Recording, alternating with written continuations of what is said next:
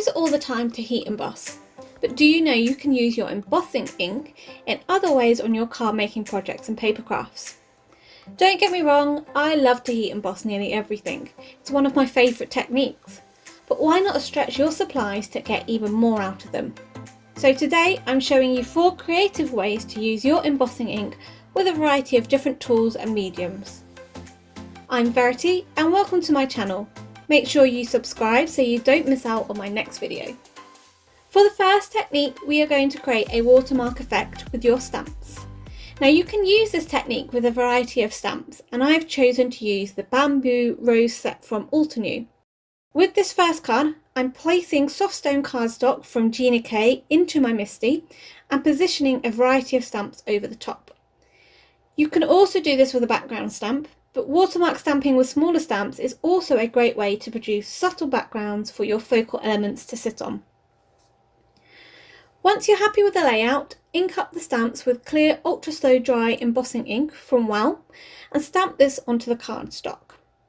When you lift the door of the MISTI up, you are left with a tone-on-tone stamping as the embossing ink acts as a watermark.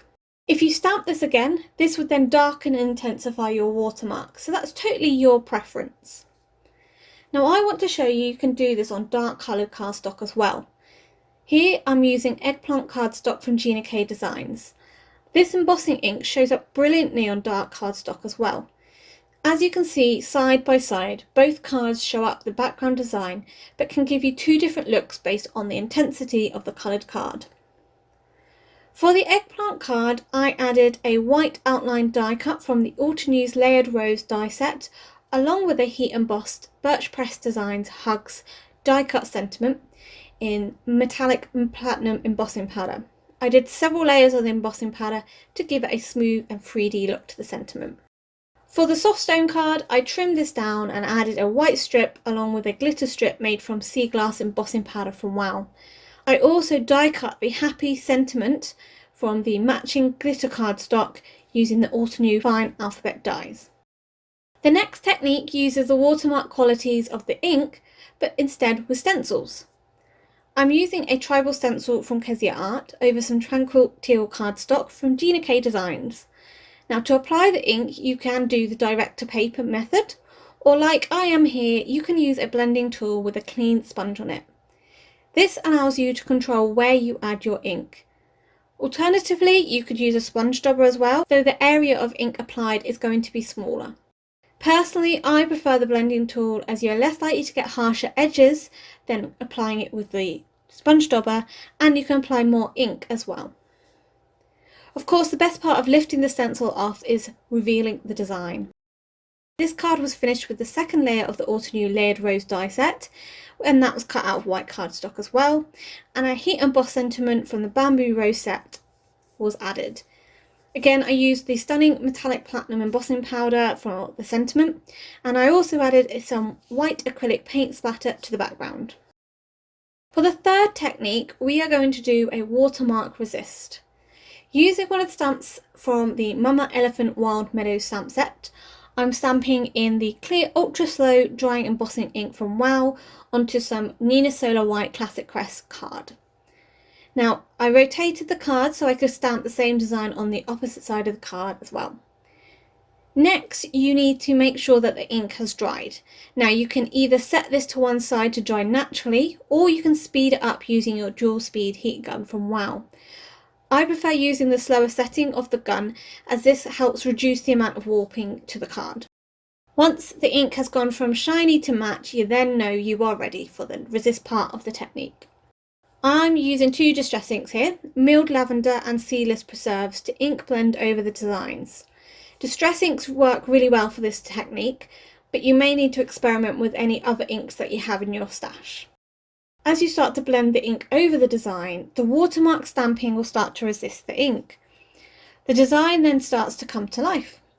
For a more intense appearance, you can blend more ink to show up the stamping, or initially when you're stamping the design in the clear ink, just stamp it several times to apply more ink to the card to saturate the stamping. So this card was kept quite simple, just using a stamped sentiment from the Avery Owl thinking of you, and this was stamped in Verse and Fine onyx black ink and mounted onto an eggplant card base. For the last technique, we are using the sticky nature of the embossing ink to allow us to add some mica powders to the stamped design. Now I'm stamping the outer mandala from the Concord and 9th Mini Mandalas stamp set onto some Tranquil Teal cardstock in the embossing ink. Before stamping the next layer, I'm then adding mica powder over the top with a dry paintbrush.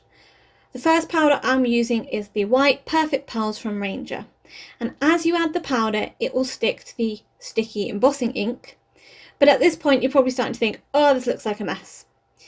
But don't worry, once it's all covered, buff it away, any of the excess powder, with a dry cloth, and this will just clean the design up for you. Now I recommend keeping a brush allocated just for this technique because you want a dry brush and the mica powders will get in the bristles, so it saves you having to clean it and getting a wet paintbrush. So then place the panel back into your MISTI and continue stamping the next few layers. I used 2 other mica powders for this card from Cosmic Shimmer. They were Lime Frost and Black Pearl. However, the Lime Frost doesn't really look that much different on this cardstock from the actual Perfect Pearls colour. For the last layer, I just used the watermark nature of the card and just left it as is. Now when you move the image around, the light catches the mica powder and shines, and it's really stunning in real life. You will want to waft the card through a fine mist of water just to set the mica powder so it doesn't brush off easily over time. The card was finished by mounting onto a soft stone card panel which I'd scored vertical lines downwards for some added texture.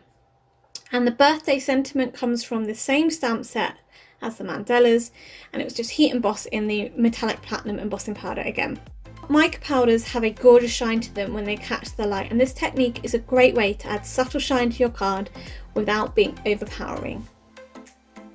Hopefully this video today has either shown you a new technique to use with your clear ultra slow dry embossing ink, or it has reminded you of an old technique you used to enjoy.